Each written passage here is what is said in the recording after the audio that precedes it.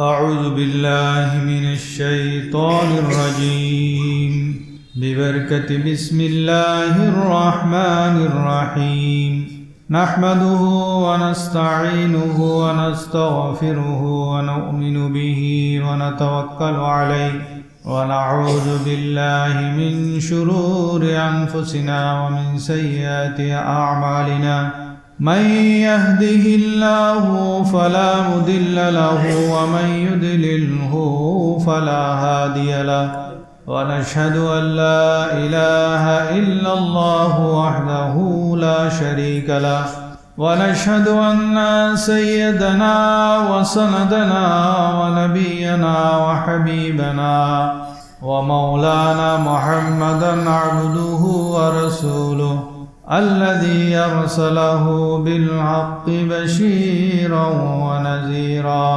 وداعيا إلى الله بإذنه وسراجا منيرا قال الله تعالى عز وجل في شأن حبيبه ومحبوبه آمرا ومخبرا إن الله وملائكته يصلون على النبي يا أيها الذين آمنوا صلوا عليه وسلموا تسليما صلى الله على سيدنا محمد وآله وصحبه وسلم اللهم صل على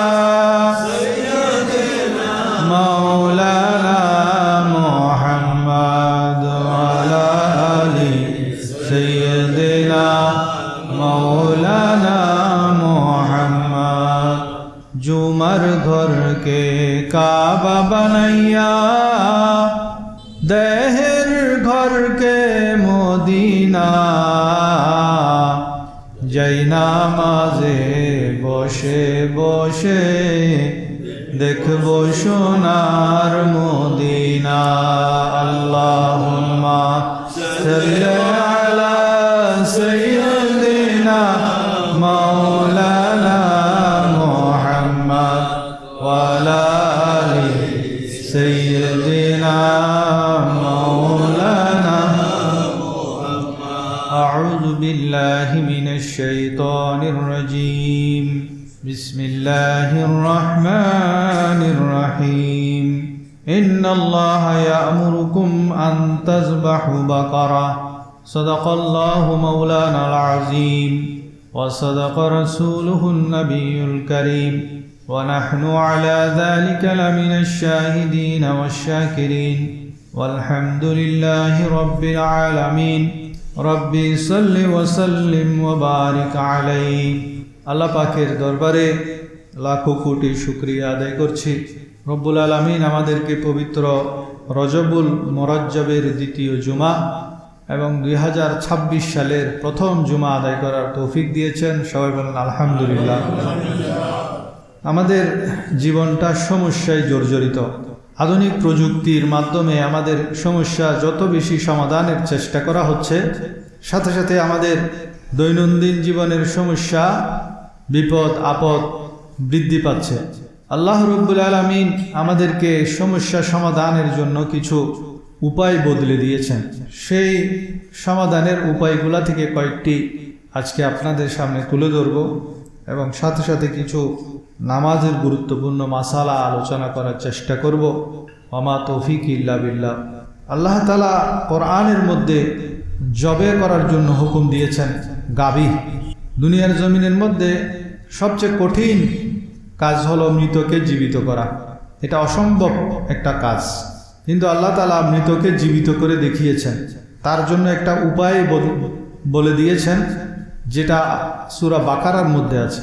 আমাদের অনেক সময় অনেক বিপদ আসে, কঠিন বিপদ, এমন সমস্যার সম্মুখীন হয় যে এই সমস্যা থেকে সমাধানের কোনো পথ আমরা খুঁজে পাই না। এই ধরনের বড় বড় বিপদ, বড় বড় মুসিবত, বড় বড় সমস্যার সম্মুখীন যখন হব, তখন আমরা কি করব? সেরকম একটি সমস্যার মধ্যে পড়েছিলেন মুসা আলাইহিস সালাতু ওয়াস সালামের জাতি। এক লোক তার চাচাকে হত্যা করে তার চাচার লাশটা এক কবিলার সামনে ফেলে চলে আসলো। তখন তো গোত্র গোত্র ভাব ছিল, এক গোত্রের সাথে আরেক গোত্রে ঝগড়া লেগে গেল, যুদ্ধ ভাব। তখন তারা উভয় গোত্র মিলে হযরত মূসা আলাইহিস সালামের কাছে গেলেন। মূসা আলাইহিস সালাম আল্লাহর পক্ষ থেকে ওহির মাধ্যমে জানতে পারলেন যে তাদেরকে বলো তারা যেন একটি গাভী জবে করে এবং ওই গাভীর গোশতের টুকরা দিয়ে যখন লাশটাকে স্পর্শ করা হবে, গাভীর গোশত দিয়ে যখন ওই মৃত লাশটাকে স্পর্শ করা হবে সেটা জীবিত হয়ে যাবে। অনেক কঠিন একটা সমস্যা। তো দুনিয়ার জমিনে মৃতকে জীবিত করা এটা অনেক বড় একটা ব্যাপার, এর চেয়ে বড় কঠিন বিষয় আর নাই মনে হয়। এমন কঠিন বিষয়ের সমাধান কিন্তু কোরআনের মধ্যে আছে।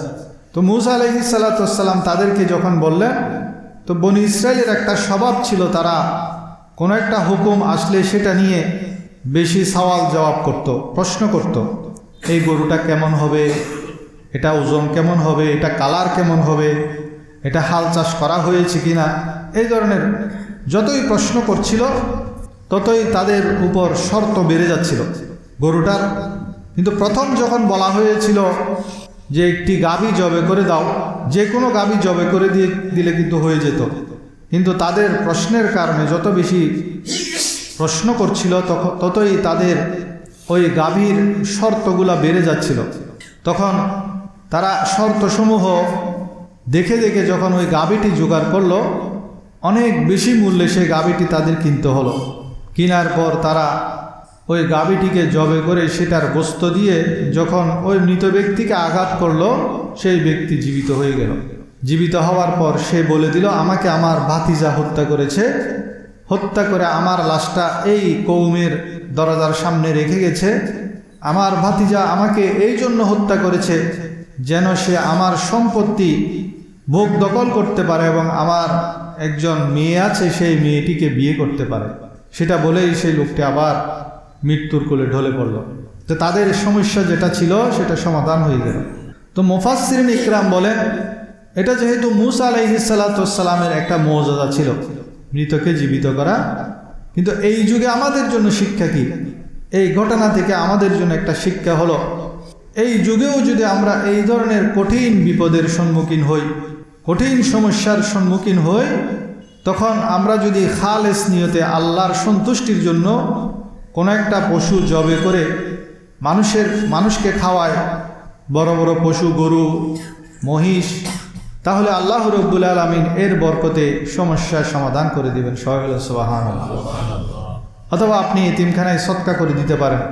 তো আমাদের সমস্যা যখন এরকম বড় বড় সমস্যা যখন এসে যাবে, আপনার যদি সামর্থ্য থাকে, আপনি একটা গরু, বিশেষ করে যেহেতু এটা গাভীর কথা বলা হয়েছে, মুফাসসিরিন ইকরাম বলেন যদি একটি গাভী কিনে সেটা আপনি সদকা করেন, তাহলে ওই সদকার বদলায় আল্লাহ তাআলা আপনাকে কঠিন সমস্যা থেকে বাঁচার উপায় অবলম্বন করে দিবেন। সবাই বলেন সুবহানাল্লাহ। দ্বিতীয় আরেকটি দোয়া হলো, যখন আমরা কোনো ক্ষতির সম্মুখীন হই, যে কোনো ক্ষতি, সেটা ছোট ক্ষতি হোক বড় ক্ষতি হোক, ক্ষতির সম্মুখীন হলে তখন যদি আমরা একটা দোয়া পড়ি, তাহলে আল্লাহ তাআলা ওই ক্ষতিটা পুষিয়ে দেন, তার চেয়ে বড় নিয়ামত দান করেন। যেমন হযরত উম্মে সালমা রাদিয়াল্লাহু তাআলা আনহা, উনি বলেন, আমার স্বামী আমাকে একটা দোয়া শিখিয়েছেন, সেই দোয়াটা আমার স্বামী আবু সালমা আল্লাহর প্যারা হাবিব সাল্লাল্লাহু আলাইহি ওয়াসাল্লাম থেকে শিখেছেন। দোয়াটি কি? ইন্না লিল্লাহি ওয়া ইন্না ইলাইহি রাজিউন, আল্লাহুম্মা আজিরনি ফি মুসিবাতি ওয়া খুলুফলি খাইরাম মিনহা। অর্থাৎ এটার অর্থ হলো, আমরা আল্লাহর জন্য এবং আমাদের তারই দিকে ফিরে যেতে হবে। আল্লাহুম্মা আজিরনি ফি মুসিবাতি, হে আল্লাহ আপনি আমাকে যে মুসিবতের মধ্যে লিপ্ত করেছেন, ওয়া খুলুফলি খাইরাম মিনহা, আমাকে তার চাইতে ভালো প্রতিদান দান করুন। যেই ক্ষতি আমার করেছেন সেই ক্ষতির উত্তম প্রতিদান দান করুন। কত সুন্দর অর্থ। উম্মে সালমা বলেন, আমার স্বামী কিছুদিন পর মারা গেল। মারা যাওয়ার পর আমি এই দোয়াটি পড়লাম, কিন্তু আমার মনে মনে একটা সন্দেহ যে আমি তো দোয়া পড়েছি, এই দোয়ার মধ্যে আমি বলেছি, হে আল্লাহ, আমার স্বামী মারা যাওয়ার কারণে যে ক্ষতি হয়ে গেল, সেই ক্ষতিটা আপনি উত্তম প্রতিদান দিয়ে পূরণ করে দেন। আমি তো আর আমার স্বামীর মতো উত্তম স্বামী পাব না, সেটা অসম্ভব। কারণ আবু সালমা অনেক ভালো মানুষ ছিলেন, জলিলুল কদর একজন সাহাবী ছিলেন। তো স্ত্রী হিসাবে উম্মে সালমা বলেন, আমি কল্পনাও করতে পারি না আবু সালমার মতো ভালো মানুষ এবং তার চেয়ে ভালো মানুষ আল্লাহ আমার নসিবে রেখেছেন। তো যখন উনি মারা গেলেন, ওনার মৃত্যুর পর আমার ইদ্যত পালনের সময়, স্বামীর মৃত্যুর পর মহিলারা 4 মাস 10 দিন ইদ্যত পালন করতে হয়। আমার ইদ্যত পালন শেষ হলে আল্লাহর প্যারা হাবিব সাল্লাল্লাহু আলাইহি ওয়াসাল্লামের পক্ষ থেকে প্রস্তাব আসলো। সবাই বলেন সুবহানাল্লাহ। এটা অকল্পনীয়। ওই যে আমি যে দোয়াটি পড়েছি, আমার স্বামী আমাকে দোয়াটি শিক্ষা দিয়েছেন, আর আমি আমার স্বামীকে সেই দোয়াটি শিখিয়েছেন আল্লাহর প্যারা হাবিব সাল্লাল্লাহু আলাইহি ওয়াসাল্লাম। সেজন্য আপনি শুধু মানুষ মারা গেলে তখন না, আপনার যে কোনো ক্ষতি হয়ে গেল, ধরেন আপনার আল্লাহ না করুক আগুন লেগে গেল, ঘরে আগুন লেগে অনেক কিছু জ্বলে গেল, আপনি পড়ে ফেলেন ইন্না লিল্লাহি ওয়া ইন্না ইলাইহি রাজিউন, আল্লাহুম্মা আজিরনি ফি মুসিবাতি ওয়া খলুফ লি খায়রাম মিনহা।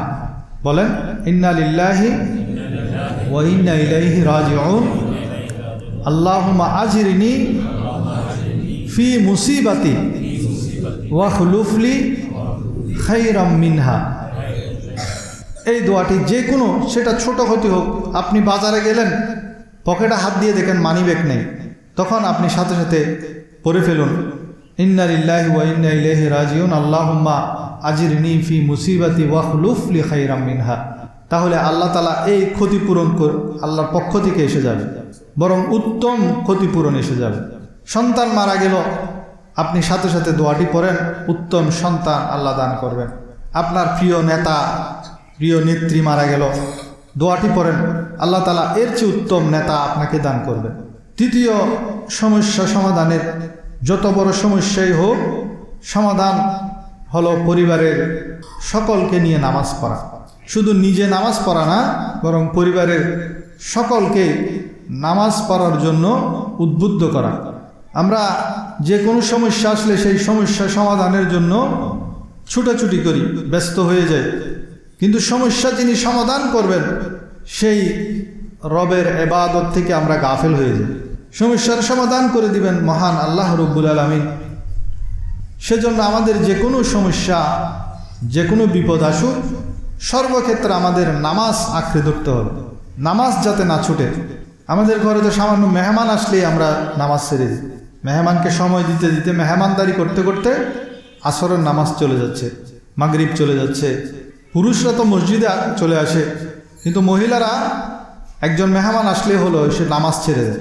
সেজন্য প্রত্যেক ঘরে ইনকাম যতই হোক, প্রত্যেক ঘরের মধ্যে একটা সমস্যা, আর্থিক সমস্যা। সবাই ইনকাম করছে কিন্তু এরপরও অভাব যায় না। ছেলেও ইনকাম করে, মেয়েও ইনকাম করে, বাবাও ইনকাম করে, মাও ইনকাম করে, অভাব কিন্তু দূর হয় না। রিজিকের অভাব, টাকা পয়সার অভাব। এর কারণ হলো আমরা পরিবারের সবাই নামাজের এহতেমাম করি না। যদি সবাই মিলে পরিবারের সকলে, ছোট বড়, নারী পুরুষ, সবাই যদি নামাজের এহতেমাম করি, এই ধরনের আর্থিক সংকট, রিজিকের সংকট, অভাব অনটন থেকে আল্লাহ তাআলা আমাদেরকে মুক্তি দান করবেন। স্বয়ং আল্লাহ তাআলা পবিত্র কোরআনের মধ্যে ইরশাদ করেন, আউযু বিল্লাহি মিনাশ শাইতানির রাজীম ওয়া'মুর আহলাকা বিস-সালাতি ওয়াসতাবির আলাইহা লা নাসআলুকা রিজকান নাহনু নারযুকুক। অর্থাৎ তোমরা নামাজ আদায় করো এবং পরিবারের লোকদেরকে নামাজের জন্য বলো। নামাজ আদায় করো এবং পরিবারের লোকদেরকে নামাজের জন্য বলো। নাসআলুকা রিজকান নাহনু নারযুকুক, তোমাদেরকে আমি রিজিক দিব। তাহলে শর্ত কি? নিজেও নামাজ পড়তে হবে, পরিবারের সকলকে নিয়ে নামাজ পড়তে হবে, সন্তানদেরকেও নামাজ পড়ার জন্য উদ্বুদ্ধ করতে হবে। যে কোনোভাবে দাঁড়ায় থাকবেন, সকালে তার বিছানার পাশে গিয়ে হুফুজ চলছনা মসজিদে যে রাগারাগি না, মাইকদৌর করার প্রয়োজন নেই। আপনি প্রতিদিন ডাকেন তাকে, তার বিছানার পাশে গিয়ে দাঁড়িয়ে থাকেন, হুফুজ চল মসজিদে যে 1 দিন 2 দিন 3 দিন, প্রত্যেক দিন যখন ডাকবেন সে অবাধ্য হতে আর পারবে না, দেখবেন চলে আসবে। তো এই আমলটি যদি আমরা করতে পারি, আল্লাহ তাআলা বলছেন লা নাসআলুকা রিজকা নাহনু নারযুকুক, তোমাদেরকে আমি রিজিক দিব। সবাই বলেন সুবহানাল্লাহ। তাহলে রিজিকের যত সমস্যা, টাকা পয়সার সমস্যা, অভাবের সমস্যা, দারিদ্রতার সমস্যা, সারা বছর ফারাগতির সাথে চলার জন্য আমাদের এই আমলটিকে করতে হবে। কি আমল? নিজেও নামাজ পড়তে হবে, নিজের পরিবার পরিজনকেও নামাজের মধ্যে উদ্বুদ্ধ করতে হবে। যত বড় সমস্যাই হোক, দোয়া করা। আল্লাহ রাব্বুল আলামিন দোয়া করাকে পছন্দ করেন। আরাফাতের ময়দানের একটি ঘটনা, এক লোক দোয়া করছেন, হে আল্লাহ আমাকে 5,000 কোটি টাকা দেন। বারবার এই দোয়াটি করছিলেন। তখন এক নৌজওয়ান ওই যুবককে বলেন, ওই বৃদ্ধকে বলেন যে বাবা, আপনি আল্লাহর কাছে 5,000 কোটি টাকা চাচ্ছেন। তখন ওই বৃদ্ধ বলে, আমি আমার মহান রবের কাছে মহান রবের শান মতো চাচ্ছি, আমি তার 5,000 টাকা চাইব না। আমার রব যদি আমাকে 5,000 কোটি টাকা দেয় তাতেও আমি খুশি, না দিলেও কোনো ক্ষতি নেই। চাইতে তো আর লস নেই। আল্লাহর কাছে চাইলে কি লস আছে নাকি? চাইলে বড় বড় কিছু চাইবেন, বড় বড় জিনিস, দামি দামি জিনিস আল্লাহর কাছে চাইবেন, ছোটোখাটো না। এটাই আল্লাহর শান। কারণ মুমিন বান্দা যখন আল্লাহর কাছে দোয়া করেন, ওই দোয়া যদি দুনিয়ার মধ্যে কবুল হয় তা তো ভালো, যদি কবুল না হয় তাও ভালো। কারণ কি, দুনিয়ার মধ্যে আমরা যত দোয়া করি, প্রত্যেক দোয়ার বদলা দুনিয়ার মধ্যে যদি আল্লাহ না দেন, এর বদলা আখেরাতে দিবেন। এবং আখেরাতের মধ্যে যখন এই দোয়াসমূহের বদলা তারা দেখতে পাবে, তখন তারা আফসোস করবে, হাই হাই, দুনিয়ার মধ্যে যদি আমার একটা দোয়াও কবুল না হতো তবেই তো ভালো ছিল। এখন তো আমরা দুনিয়ায় দোয়া কবুল হলে খুশি হই, কিন্তু আখেরাতে গিয়ে আমাদের অনেক দোয়া যে কবুল হচ্ছে না। অনেক ভাই দোয়া করেন, হে আল্লাহ আমাকে একটি এই যে 5 তলা বিল্ডিং করার তৌফিক দেন। সে প্রতি নামাজে দোয়া করে, হে আল্লাহ আমার ছেলেটাকে মেজর জেনারেল বানিয়ে দেন। সন্তানের জন্য দোয়া করে, কিন্তু দোয়া কবুল হচ্ছে না। পেরেশান হওয়ার কিছু নেই, কবুল হলে তো ভালো, কবুল না হলেও লস নেই। কারণ এই দোয়ার বদলা কাল কিয়ামতের ময়দানে আল্লাহ রাব্বুল আলামিন এর প্রতিদান যখন দিবেন, তখন আমরা আফসোস করে বলবো, হে আল্লাহ আমার দুনিয়ায় একটা দোয়াও যদি কবুল না হতো সেটাই ভালো ছিল, কারণ তার বদলা আমি আখেরাতে পাচ্ছি। আমার নবীকে অনেকে জিজ্ঞেস করতো যে আল্লাহ তাআলা আমাদের দোয়া শুনেন কিনা, তিনি কতটুকু দূরে। তো আল্লাহ রাব্বুল আলামিন সূরা বাকারার 186 নম্বর আয়াতের মধ্যে সেটা ইরশাদ করেন, আউযু বিল্লাহি মিনাশ শাইতানির রাজীম ওয়া ইযা সাআলাকা ইবাদি আন্নী ফাইন্নী করিব উজিবু দাওয়াতাদ দাঈ ইযা দাআন ফালিয়াস্তাজিবু লি ওয়ালিয়ুমিনু বি লাআল্লাহুম ইয়ারশুদুন। আর আমার বান্দারা যখন তোমার কাছে প্রশ্ন করে আমার ব্যাপারে, বস্তুত আমি রয়েছি সন্নিকটে, আমি করিব, অত্যন্ত নিকটে রয়েছি, বান্দাদের নিকটে। আল্লাহ তাআলা কোথায়? বান্দাদের নিকটে। উজিবু দাওয়াতাদ দাঈ ইযা দাআন, যারা দোয়া করে, প্রার্থনা করে, তাদের প্রার্থনা, তাদের দোয়া আমি কবুল করে নিই।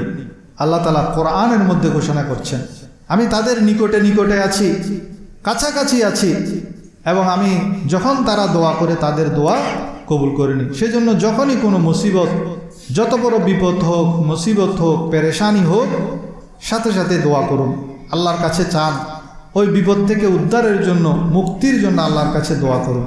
5 নম্বর হলো টাকা পয়সার সমস্যা, সন্তান সন্ততির সমস্যা, ক্ষেত খামারের সমস্যা, বৃষ্টির সমস্যা, পানির সমস্যা। এই যে 5-6 ধরনের সমস্যার কথা বললাম, এই সবগুলো সমস্যার একটা ওজিফা আল্লাহ কোরআনের মধ্যে দিয়েছেন। আপনার টাকা পয়সার সমস্যা, ইস্তেগফার করেন। সন্তান সন্ততির সমস্যা, সন্তান সন্ততি হচ্ছে না, অনেকের সন্তান সন্ততি হয় না। আপনি যদি কোরআনের এই আয়াতটি জানেন, তাহলে আপনি হাঁটতে বসতে চলতে ফিরতে যদি ইস্তেগফার করেন, আল্লাহ আপনাকে সন্তান সন্ততি দিবেন। অথবা সন্তান সন্ততি নাফরমান, তাও আপনি ইস্তেগফারের আমলটি করতে পারেন।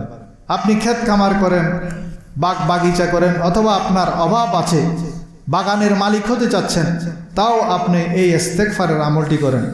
বৃষ্টি হচ্ছে না, তাও ইস্তেগফারের আমল। পানির সমস্যা, তাও ইস্তেগফারের আমল। আল্লাহ রাব্বুল আলামিন সূরা নূহের 10 এবং 11 নম্বর আয়াতের মধ্যে ইরশাদ করেন, আউযু বিল্লাহি মিনাশ শাইতানির রাজীম ফাকুলতু আস্তাগফিরু রাব্বাকুম ইন্নাহু কানা গাফফারা। অতঃপর বলেছি, তোমরা তোমাদের পালনকর্তার ক্ষমা প্রার্থনা করো, ইস্তেগফার করো। ইস্তেগফার মানে কি? ক্ষমা প্রার্থনা করা। আপনি যে বলছেন আস্তাগফিরুল্লাহ, এটার অর্থ হলো, হে আল্লাহ আমাকে মাফ করে দিন, আল্লাহ আমাকে মাফ করে দিন। এখন আপনি আমাকে মাফ করে দিন বলেন, আবার ওদিকে গুনাতে লিপ্ত হয়ে যান। মাফ করে দিন বলে প্রথমে তওবা করবেন। উত্তম হলো 2 রাকাত তওবার নামাজ পড়া। নামাজ পড়ে আল্লাহর কাছে দোয়া করা, হে আল্লাহ আমি বিগত জীবনে অনেক গুনাহ করে ফেলেছি, আমি ওয়াদা করছি ভবিষ্যতে আর গুনাহ করব না। 2 রাকাত তওবার নামাজ পড়ে আপনি আল্লাহর সাথে ওয়াদা করলেন। এরপর আপনি বেশি বেশি ইস্তেগফার করেন। ইস্তেগফার এটা পড়ার জন্য ওযুর প্রয়োজন নাই। আপনি হাঁটতে বসতে সব সময় আস্তাগফিরুল্লাহ রাব্বি মিন কুল্লি যামবি ওয়া আতুবু ইলাইহি লা হাওলা ওয়ালা কুওয়াতা ইল্লা বিল্লাহিল আলিয়্যিল আযীম, এটা হলো পুরা ইস্তেগফারের দোয়া। আবার সৈয়দুল ইস্তেগফার একটা আছে, ওটা যদি আপনি সকালে একবার পড়েন, সন্ধ্যায় একবার পড়েন, ওই দিনে যদি আপনার মৃত্যু হয় তাহলে আপনার জন্য জান্নাত অবধারিত। তো এত বড় বড় ইস্তেগফার আপনার যদি মুখস্থ না থাকে, আপনি শুধু কি বলবেন? আস্তাগফিরুল্লাহ, হে আল্লাহ আমাকে ক্ষমা করে দিন। হাঁটতে বসতে শুধু কি বলবেন? আস্তাগফিরুল্লাহ। তাহলে আপনার কি কি সমস্যা সমাধান হবে? আল্লাহ তাআলা বলছেন, ইউরসিলিস সামাআ আলাইকুম মিদরারা, তিনি তোমাদের জন্য আসমান থেকে অজস্র বৃষ্টি দ্বারা বর্ষণ করবেন। যখন অনেক সময় খরা সৃষ্টি হয়, বৃষ্টি হয় না, তখন হযরত আব্দুল্লাহ বিন ওমর রাদিয়াল্লাহু তাআলা আনহু বলেন, ইস্তেসকার নামাজের প্রয়োজন নাই, সবাই যদি আন্তরিকভাবে তওবা করে ইস্তেগফার করে আল্লাহ বৃষ্টি নাজিল করবেন, কারণ এটা কোরআনের আয়াত আছে। ওয়ায়ুমদিদুকুম বিআমওয়াল, এবং তোমাদেরকে আমি মদত করব। ওয়ায়ুমদিদুকুম, তোমাদেরকে মদত করব, সাহায্য করব, বিআমওয়াল, ধন সম্পদ দিয়ে। ইস্তেগফারের ফজিলত কি? তোমরা যদি বেশি বেশি ইস্তেগফার করো, ক্ষমা প্রার্থনা করো, আমি তোমাদেরকে ধন সম্পদ দিয়ে সাহায্য করব। ওয়া বানিন, সন্তান সন্ততি দিয়ে সাহায্য করব। ওয়ায়াজআল লাকুম জান্নাত, এবং তোমাদেরকে বাগ বাগিচা দিয়ে সাহায্য করব। ওয়ায়াজআল লাকুম আনহারা, তোমাদেরকে নহর দিয়ে পানি দিয়ে সাহায্য করব। সবাই বলেন সুবহানাল্লাহ। তাহলে আপনার সন্তান সন্ততির সমস্যা যখন হবে, তখনও আপনি হাঁটতে বসতে ইস্তেগফার করবেন। টাকা পয়সার সমস্যা হলে তখনও ইস্তেগফারের আমল করবেন। বাগ বাগিচার সমস্যা হলে তখনও আপনি ইস্তেগফারের আমল করবেন। এবং পানির সমস্যা হলে তখনও আপনি ইস্তেগফারের আমল করবেন। বৃষ্টি বাদলের সমস্যা হলে তখনও আপনি ইস্তেগফারের আমল করবেন। তাহলে আমাদের জীবনের মোটামুটি সকল সমস্যার সমাধানের একটা তসবিহ, জিকির, ওজিফা আল্লাহ তাআলা কোরআনের সূরা নূহের মধ্যে 10 এবং 11 নম্বর আয়াতের মধ্যে শিখিয়ে দিয়েছেন। তো এর চেয়ে বড় ওজিফা আর হতে পারে না। যাদের আর্থিক অনটন, বিশেষ করে মানুষ, বেশিরভাগ মানুষ হুজুর খরচত মধ্যে আছে একখানা দোয়া বুঝুন, তো তাদের সমস্যার সমাধান তো আল্লাহ কোরআন দিয়ে দিয়েছেন। 5 ওয়াক্ত নামাজটা ঠিক রাখেন, নিজেও নামাজ পড়েন, নিজের পরিবার পরিজনকেও নামাজের মধ্যে উদ্বুদ্ধ করেন, আর সাথে সাথে ইস্তেগফার করেন। ইনশাআল্লাহ আপনার সমস্যা আল্লাহ তাআলা সমাধান করে দিবেন। আর যে কোনো ক্ষতি হয়ে গেলে সাথে সাথে পড়ে ফেলেন, ইন্না লিল্লাহি ওয়া ইন্না ইলাইহি রাজিউন, আল্লাহুম্মা আজিরনি ফি মুসিবাতি ওয়াখলুফ লি খায়রাম মিনহা। তাহলে যে ক্ষতি হয়েছে সেই ক্ষতির চেয়েতে উত্তম প্রতিদান আল্লাহ তাআলা দান করবেন। আবু দাউদ শরীফের মধ্যে একটি ওজিফার কথা আছে যে আমরা যে কোনো সমস্যার মধ্যে আল্লাহর গায়েবী সাহায্য, আল্লাহ আমাদের জন্য যথেষ্ট হয়ে যান। আবু দাউদ শরীফের হাদিস, আল্লাহর পেরা হাবিব সাল্লাল্লাহু আলাইহি ওয়াসাল্লাম বলেন, যে ব্যক্তি সকালে 7 বার এবং সন্ধ্যায় 7 বার এই দোয়াটি পড়বে, হাসবি আল্লাহু লা ইলাহা ইল্লাহু আলাইহি তাওয়াক্কালতু ওয়া হুয়া রাব্বুল আরশিল আযীম।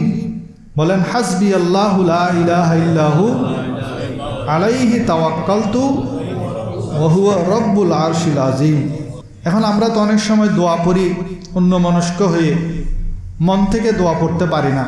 কিন্তু এই দোয়াটির ব্যাপারে স্পেশাল একটা ঘোষণা আমার নবীজি বলেছেন কেউ যদি এই দোয়াটি মিথ্যা মিথ্যাও বলে, মন থেকে পড়ে নাই, এমনি মিথ্যা মিথ্যা বলছে, আমাদের বেশিরভাগ দোয়া হয় মিথ্যা মিথ্যা, সেজন্য কবুল হয় না।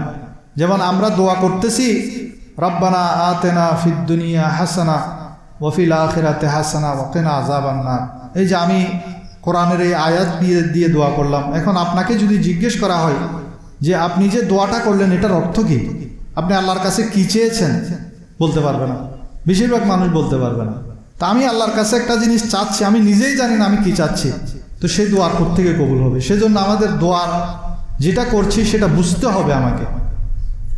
কিন্তু এই দোয়াটির ব্যাপারে আমার নবীজি বলছেন কেউ যদি মিথ্যা মিথ্যাও এই দোয়াটি করে সেটা কবুল হয়ে যাবে, আল্লাহ তার জন্য যথেষ্ট হয়ে যাবে। তার যে কোনো সমস্যার মধ্যে আল্লাহ তাআলা তার জন্য কি হয়ে যাবেন? যথেষ্ট হয়ে যাবে। কাফাহুল্লাহু মা আহাম্মাহু সাদিকান কানা বিহা আও কাযিবান, অর্থাৎ আল্লাহ তার জন্য যথেষ্ট হবেন যা তাকে দুশ্চিন্তাগ্রস্ত করে রেখেছে, তার বিরুদ্ধে সে যদি সত্যিকার ভাবে দোয়াটি করে অথবা কৃত্রিমভাবে দোয়াটি করে, কৃত্রিমভাবে পড়লেও আপনার কবুল হয়ে যাবে। তাহলে সকালে 7 বার, সন্ধ্যায় 7 বার এই আমলটি করার চেষ্টা করবেন। এবার আসুন কয়েকটি মাসালা বলার চেষ্টা করব। এই মাসালাগুলো আমরা না জানার কারণে অনেক সময় আমাদের ভুল হয়ে যায়। ইমামের পিছনে মুক্তাদি কখন সানা পড়বে, কখন পড়বে না। আমরা তো ইমামের পিছনে যখন নামাজ পড়ি, নিয়ম হলো ইমাম সাহেব যখন আল্লাহু আকবার নিয়ত বাঁধে, ইমামের সাথে সাথে, ইমামের পিছনে পিছনে, সাথে সাথে না, ইমামের আগে যাতে আমরা তাকবীরে তাহরিমা ইমামের আগে যাতে না বাঁধি, ইমামের পরপর। তো এখন অনেকে ভুল করে কি, ইমাম সাহেব আল্লাহু আকবার নিয়ত বেঁধেছেন, তখন আমরা এসে নিয়ত করি এভাবে নিয়ত করতে করতে ইমাম সাহেব কেরাত শুরু করে দিছে। তো ইমাম সাহেব যখন কেরাত শুরু করে দেন তখন আমি নিয়ত বাঁধার পর আর সানাটা পড়তে পারলাম না। সেজন্য আমাদের নিয়তটা কি, আপনি যে অজু বানাইছেন, অজু বানিয়ে মসজিদ আসছেন নামাজটা পড়ার জন্য না, এই যে আপনি আসরের সময় আসলেন, আজকে আসরের সময় যে অজু বানাই মসজিদে আসছেন, এটাই তো আপনার নিয়ত হয়ে গেছে।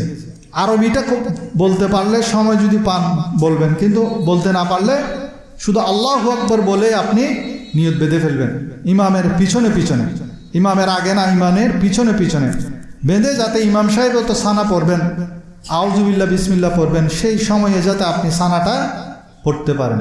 সানাটা পড়া কি সুন্নত, সানাটা পড়া কি সুন্নত। তাহলে ইমামের সাথে সাথে আমাদের সানা পড়তে হবে। ইমাম যখন কেরাত শুরু করে দেন তখন আর সানা পড়ার সুযোগ নেই।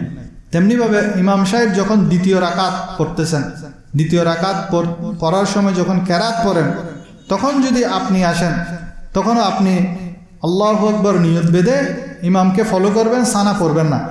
দ্বিতীয়, তৃতীয়, চতুর্থ ইমাম সাহেব যখন উচ্চ আওয়াজে কেরাত পড়ে, ইমাম সাহেব যখন বড় আওয়াজে কেরাত পড়ে, তখন যদি আপনি আসেন নিয়ত বাঁধেন, তখন আপনি সানা পড়তে পারবেন না। তো আপনি যখন দ্বিতীয় রাকাতে আসছেন, দ্বিতীয় রাকাতে যখন ইমাম সাহেব বড় আওয়াজে কেরাত পড়তেছেন, তখন আপনি নিয়ত বেঁধে চুপ হয়ে দাঁড়িয়ে থাকবেন, কিছু পড়বেন না, সানা পড়া যাবে না। আপনার এই সানাটা কখন পড়বেন? আপনি যে 1 রাকাত পান নাই, ওই 1 রাকাত মসবুক হিসেবে যখন পরবর্তীতে আপনি উঠবেন নামাজ পড়ার জন্য, তখন আপনি সানাটা পড়বেন। বুঝাইতে পারছি? ইমাম সাহেব যখন উচ্চ আওয়াজে কেরাত পড়ে তখন সানা পড়া যাবে না। আপনি এখন তৃতীয় রাকাতে আসছেন বা চতুর্থ রাকাতে আসছেন, তখন তো ইমাম সাহেব কেরাত পড়েন চুপে চুপে। আপনি তৃতীয় রাকাতে যখন সামিল হয়েছেন বা চতুর্থ রাকাতে সামিল হয়েছেন, তখন আপনি নিয়ত বেঁধে সানা পড়তে পারবেন, কারণ তখন তো ইমাম সাহেব কেরাত পড়তেছেন কি চুপে চুপে। ইমাম যদি রুকুতে থাকে তখন কি সানা পড়বেন কি পড়বেন না? আপনি উজু বানায় আসার পর দেখতেছেন ইমাম সাহেব রুকুতে, তখন আপনি নিয়ত বেঁধে খেয়াল করবেন যে আমি যদি সানাটি পড়ি রুকু পাবো কিনা। যদি আপনার ধারণা হয় আপনি রুকু পাবেন, তাহলে সানা পড়ে তারপর ইমামের সাথে রুকুতে সামিল হবেন। আর যদি দেখেন আপনি নিয়ত বেঁধে সানা পড়লে ইমাম রুকু থেকে দাঁড়িয়ে যাবে, তখন আপনি কি করবেন? আল্লাহু আকবার নিয়ত বেঁধে সাথে সাথে রুকুতে আল্লাহু আকবার বলে চলে যাবেন।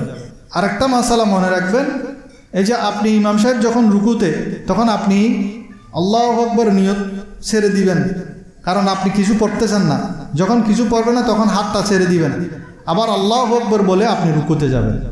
এটা হলো রুকুর ব্যাপারে। আর যখন আপনি সিজদা, ইমাম সাহেব যখন সিজদার মধ্যে থাকে, আমরা অনেক সময় ধরেন ইমাম সাহেব প্রথম রাকাত পড়াচ্ছেন, সিজদাইতে চলে গেছেন, তখন আমরা এসে দাঁড়িয়ে থাকি।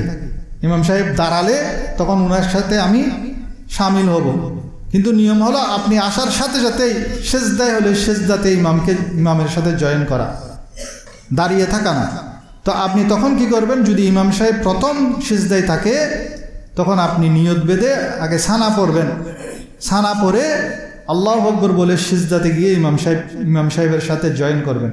আর যদি দ্বিতীয় সিজদা হয় অথবা তাশাহুদের মধ্যে হয়, তখন আপনি আল্লাহু আকবার নিয়ত বেঁধে সোজা দ্বিতীয় সিজদায় চলে যাবেন। আর যদি ইমাম সাহেব তাশাহুদের মধ্যে হয়, তখনও আপনি আল্লাহু আকবার নিয়ত বেঁধে আবার আল্লাহু আকবার বলে তাশাহুদে চলে যাবেন, তখন আর সানা পড়বেন না। তাহলে খোলাসা কালাম হলো, ইমাম সাহেব যখন উচ্চস্বরে কেরাত পড়েন এই সময় যদি আপনি আসেন, আপনি সানা পড়বেন না। দ্বিতীয়ত, ইমাম সাহেব যখন দাঁড়ানো অবস্থায় নিচু স্বরে কেরাত পড়েন তখন আপনি নিয়ত বেঁধে সানাত পড়বেন। তৃতীয় মাসালা হলো, ইমাম সাহেব যখন রুকুতে থাকেন তখন আপনি নিয়ত বেঁধে সানা পড়ে রুকু পেলে রুকু ধরবেন।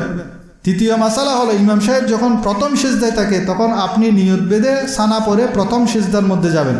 চতুর্থ মাসালা হলো, ইমাম সাহেব যখন দ্বিতীয় সিজদা অথবা তাশাহুদের মধ্যে থাকে তখন আপনি নিয়ত বেঁধে সানা পড়বেন না, সোজা দ্বিতীয় সিজদা অথবা তাশাহুদের মধ্যে শামিল হবেন। তাহলে সানার ব্যাপারে আমরা কয়টা মাসালা শিখলাম? 4টা মাসালা শিখলাম। এবার হলো আত্তাহিয়া পড়া। আত্তাহিয়া পড়তেছেন আপনি, আত্তাহিয়া পড়া শেষ হওয়ার আগে ইমাম সাহেব তৃতীয় রাকাতের জন্য দাঁড়িয়ে গেল, তাশাহুদ যেটাকে বলা হয়। আত্তাহিয়াতু লিল্লাহি সালাওয়াতু ওয়াত তাইয়্যিবাত, আসসালামু আলাইকা আইয়ুহান নাবিয়্যু ওয়া রাহমাতুল্লাহি ওয়া বারাকাতুহু, এতটুকু পড়ছেন, ইমাম সাহেব দাঁড়িয়ে গেছে। তো তাশাহুদ পড়াটা ওয়াজিব। নামাজের মধ্যে তাশাহুদ পড়া কি ওয়াজিব, ইমামের জন্য ওয়াজিব, মুক্তাদির জন্য ওয়াজিব। এখন ইমাম সাহেব যখন দাঁড়িয়ে গেছেন তখন আপনার কাজ হলো তাশাহুদ পুরো করে তারপর ইমামকে ফলো করা, ইমামের সাথে জয়েন করা, ঠিক আছে? দোয়া কুনুত এটাও ওয়াজিব, দোয়া কুনুত পড়া কি ওয়াজিব, কিন্তু দোয়া কুনুত পুরাটা পড়া ওয়াজিব না, পুরাটা পড়া সুন্নত। দোয়া কুনুতের জায়গায় যদি আপনি দোয়া কুনুত না পারেন, সেখানে আপনি শুধু যদি আল্লাহুম্মা গফিরলি, আল্লাহুম্মা গফিরলি, আল্লাহুম্মা গফিরলি এই 3টা তসবিহ যদি পড়েন তাহলে দোয়া কুনুতের ওয়াজিব যেটা সেটা আদায় হয়ে যায়। এখন আপনি ইমাম সাহেব রমজানের মধ্যে দোয়া কুনুত পড়ে আল্লাহুম্মা ইন্না নাস্তাঈনুকা ওয়া নাস্তাগফিরুকা ওয়া নু'মিনু বিকা ওয়া নাতাওয়াক্কালু আলাইকা, এতটুকু পড়ছেন। আপনি এতটুকু পড়ার পর ইমাম সাহেব রুকুতে চলে গেছে, তাহলে তো আপনার জন্য ততটুকুই যথেষ্ট, আপনাকে পুরা দোয়া কুনুত পড়ার ওয়াজিব না। আপনি এই যে যতটুকু পড়েছেন 3 তসবিহ পরিমাণ হয়ে গেছে, এতটুকুতে আপনার ওয়াজিব আদায় হয়ে গেছে। তাহলে তাশাহুদের ব্যাপারে আপনার পুরো তাশাহুদ পড়তে হবে। তাশাহুদ পরে আপনি ইমাম সাহেবের সাথে জয়েন করবেন। কিন্তু দোয়া কুনুতের ব্যাপারে আপনি যদি আল্লাহুম্মা গফিরলি, আল্লাহুম্মা গফিরলি, আল্লাহুম্মা গফিরলি এই 3 বার আল্লাহুম্মা গফিরলি পড়তে যতক্ষণ লাগে ততক্ষণ পরিমাণ যদি আপনি দোয়া কুনুত পড়তে পারেন, আপনার ওয়াজিব আদায় হয়ে যাবে। আপনি এরপরে ইমাম রুকুতে গেলে আপনি ইমামের সাথে রুকুতে চলে যাবেন। ধরেন আপনি রুকুর মধ্যে ইমাম সাহেব তসবিহ পড়েছেন 3 বার বা 5 বার, আপনি পড়েছেন 1 বার, সাথে সাথে ইমাম দাঁড়িয়ে গেছে, তখন আপনি ইমামকে অনুসরণ করবেন। আপনি 1 বার পড়তে পেরেছেন, ইমাম সাহেব 3 বার পরে দাঁড়িয়ে গেছে। বিশেষ করে তারাবির সময় তাড়াহুড়োর মধ্যে এরকম হয়, আপনি গিয়ে তসবিহ 1 বার পড়েছেন, ইমাম সাহেব উঠে গেছে, তো আপনি উঠে যাবেন। আপনি 1 বার পড়লেই আপনার জন্য সুন্নত আদায় হয়ে যাবে। ঠিক তদ্রুপ তাশাহুদ এটা তো পড়তে হবে ওয়াজিব, কিন্তু তাশাহুদের পরে যে দরুদ শরীফটা আল্লাহুম্মা সাল্লি আলা মুহাম্মাদ ওয়া আলা আলি মুহাম্মাদ কামা সাল্লাইতা আলা ইব্রাহিমা, এই দরুদ শরীফ যেটা তাশাহুদের পরে, দরুদ শরীফটা যদি আপনি পড়তে নাও পারেন, ইমাম সাহেব যদি সালাম ফিরিয়ে ফেলে আপনিও সালাম ফিরিয়ে ফেলবেন, কারণ দরুদ শরীফ পড়া সুন্নত। ঠিক তদ্রুপ দরুদ শরীফের পরে যে একটা দোয়া আছে, আপনি দরুদ শরীফ পড়লেন কিন্তু দোয়াটা পড়তে পারেন নাই, ইমাম সাহেব সালাম ফিরিয়ে ফেলেছেন, আপনিও সালাম ফিরিয়ে ফেলবেন। তাহলে মূল কথা হলো তাশাহুদ যেটা সেটা অবশ্যই পড়তে হবে, সেটা ইমাম সাহেব সালাম ফিরিয়ে ফেললেও আপনি পড়বেন।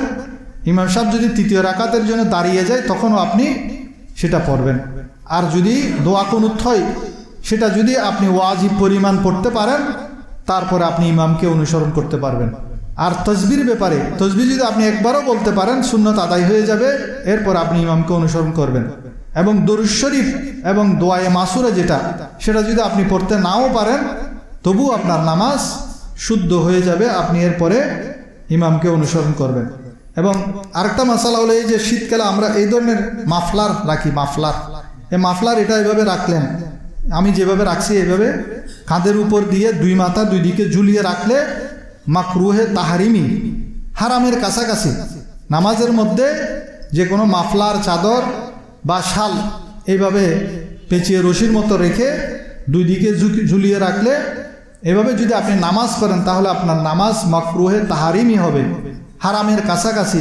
এই নামাজ আপনাকে পুনরায় পড়ে দেওয়া ওয়াজিব। সেজন্য এই রকম চাদর দুই দিকে ঝুলিয়ে রেখে, অথবা এই দিকে এক মাথা সামনের দিকে আর এক মাথা পিছনের দিকে, এই দুই পদ্ধতিতে চাদর গলার মধ্যে ঝুলিয়ে নামাজ পড়া মাকরুহে কি তাহারিমি।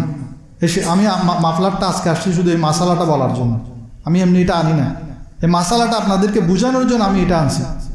এইভাবে সামনের দিকে এক মাথা আরেক মাথা পিছনের দিকে এভাবে রেখে যদি আপনি নামাজ পড়েন মাকরুহে তাহারিমি, অথবা এটাকে কাঁধের উপর রেখে দুই মাথা সামনের দিকে রাখা মাকরুহে তাহারিমি। কিন্তু আপনি যদি এটাকে এভাবে দেন এখন আপনার জন্য জায়েজ, অথবা গলার সাথে পেঁচাই রাখলেন তখন আপনার জন্য জায়েজ। এটা বিশেষ করে যারা উমরা করতে যান তারা উপরের চাদরটা দেখবেন যে অনেকে এরকম ঝুলাই রাখে, তো তাদের নামাজ মাকরুহে তাহারিমি হচ্ছে। আরেকটা মাসালা বলে আমি শেষ করে দিব, সেটা হলো জানাজার নামাজের মধ্যে আমরা শীতকাল আসলে জানাজার নামাজ বেশি পড়তে হয়। জানাজার নামাজের মধ্যে আমরা দাঁড়ানোর ব্যাপারে তিনটা পদ্ধতি খেয়াল রাখবো। একটা হলো জুতা পরিধান করে নামাজ পড়া, আরেকটা হলো জুতা খুলে নামাজ পড়া, খালি পায়ে মাটির উপর দাঁড়িয়ে নামাজ পড়া, আরেকটা হলো জুতা খুলে জুতার উপরে দাঁড়িয়ে নামাজ পড়া।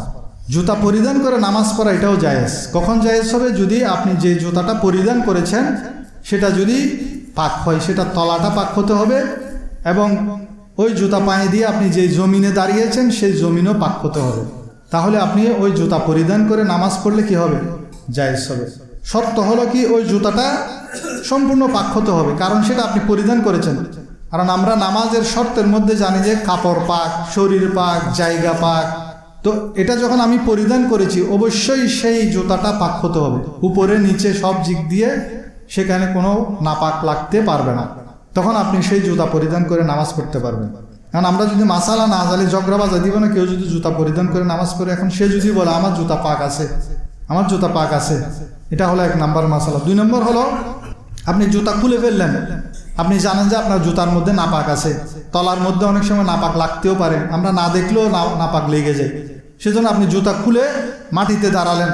কিন্তু এমন মাটিতে গ্রামে গঞ্জে বিলের মধ্যে জানাজা হয়, তো বিলের মধ্যে পশু চড়ে, ও পশুর পায়খানা প্রস্রাব করে না, তো আপনি জানেন না, হয়তো আপনি জমিনের মধ্যে গোবরের উপর দাঁড়ায় গেছেন, তো যে জায়গায় দাঁড়াইছেন সেখানে যদি গোবর থাকে, নাপাক থাকে, তাহলে তো নামাজ হবে না। তো আপনি যদি নিশ্চিত হন, ধরেন ঈদগাহে গেছেন, সেখানে একদম ফাঁকা, সেখানে তো পরিষ্কার দেখা যাচ্ছে, তখন আপনি জুতা খুলে পরিষ্কার জমিনের উপর দাঁড়াবেন, তখন আপনার জন্য জায়েজ হবে। 3 নম্বর হলো আপনি এমন জায়গায় গেছেন যেখানে জমিনটা পাক না নাপাক আপনি জানেন না, কিন্তু আপনি জুতা যেটা পরিধান করে গেছেন সেটার তলায় নাপাক আছে কিন্তু উপরে পাক আছে, জুতাটার উপরে পাক থাকে না, আমাদের জুতা তো সবসময় প্রায় সময় উপরে পাক থাকে, তখন আপনি জুতাটা খুলে জুতার উপর দাঁড়ায় গেলেন। জুতার উপর যখন দাঁড়াবেন তখন আপনার জুতার তলায় নাপাক থাক সমস্যা নেই, জমিনে নাপাক থাক সমস্যা নেই, এটা হলো সেফ। সেজন্য অনেকে দেখবেন জুতা খুলে জুতার উপর দাঁড়ায়, এটা হলো নিরাপদ। তো সেখানে অনেকে মাসালা না জেনে ওই মুক্তাদিদের মধ্যে অনেকে ঘোষণা করেন, অনেক জায়গায় আমরা দেখি যে ও জুতা খুলে দিও, তো জুতা খুলে জমিনের মধ্যে যখন দাঁড়াবে, জমিনে তো নাপাক থাকতে পারে, তো তার চেয়ে নিরাপদ হলো জুতা খুলে জুতার উপরে দাঁড়ানো, যদি আপনার জুতার উপরের অংশ পাক থাকে। ইনশাল্লাহ আমরা প্রত্যেক জুমাতে এরকম গুরুত্বপূর্ণ 2-1টি মাসালা ইনশাল্লাহ আমি আলোচনা করার নিয়ত করেছি। আল্লাহ রাব্বুল আলামিন আমাদেরকে বুঝার এবং আমল করার তৌফিক দান করুন।